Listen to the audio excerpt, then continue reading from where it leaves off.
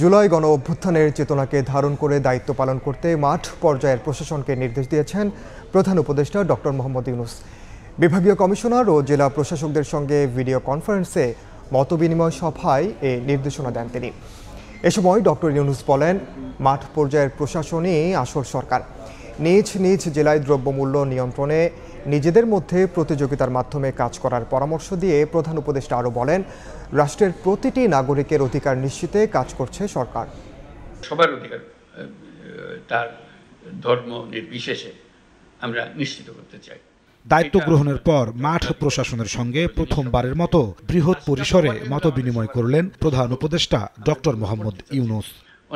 অনেকগুলো প্রকল্প আছে, প্রকল্পগুলো কিভাবে শেষ করা যায়। সোমবার সকালে প্রধান উপদেষ্টার কার্যালয় থেকে ভিডিও কনফারেন্সে যোগ দেন ডক্টর ইউনূস। সেখানে যুক্ত হন বিভাগীয় কমিশনার ও জেলা প্রশাসকরা।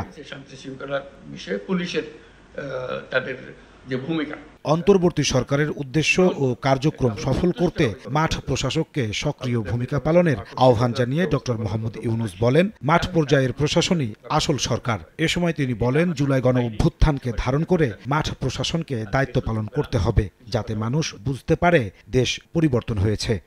যে উদ্দেশ্য নিয়ে অভ্যুত্থানের জন্ম হলো, সেটাকে ধারণ করে সেটার স্পিরিট প্রসারিত করে আমরা যে কাজকর্মগুলো করব, সেগুলো যাতে মানুষ মনে করে যে হ্যাঁ, একটা বড় পরিবর্তন হয়েছে, পরিবর্তনটা যেন চোখের লাগে। অভ্যুত্থানের কাঠামোতে আমরা সেই কাজগুলো করি, যে স্পিরিটটাকে যেন আমরা সামনে নিয়ে আসতে পারি।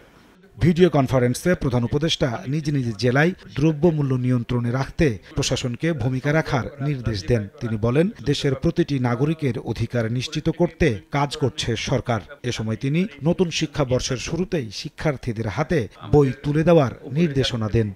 দ্রব্যমূল্য একটা বড় ইস্যু, এখান থেকে চেষ্টা হচ্ছে কিভাবে এটাকে আয়ত্তে আনা যায়, যাতে এটা আমরা প্রতিযোগিতার মধ্যে থাকি। আমরা যেহেতু অনেকগুলো জেলা এর সঙ্গে আজকে জড়িত আছি, আমরা একসঙ্গে কথা বলছি, নিজেদের মধ্যে একটা প্রতিযোগিতা করা, যে আমার এখানে আমরা ঠিক রাখতে পেরেছি, আমরা একটা বাহবা দেবো যে অমুক জেলাতে এটা খুব সুন্দরভাবে তারা করতে পেরেছে, এবং আমরা সেটা নিশ্চিত করব যে সেটা রিকগনাইজ হয়, যেটা ধরা পড়ে যে হ্যাঁ, এরা খুব সুন্দর করছে।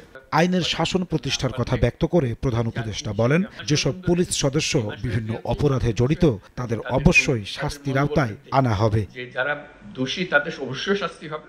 নাজমুস সালেহী, সময় সংবাদ, ঢাকা।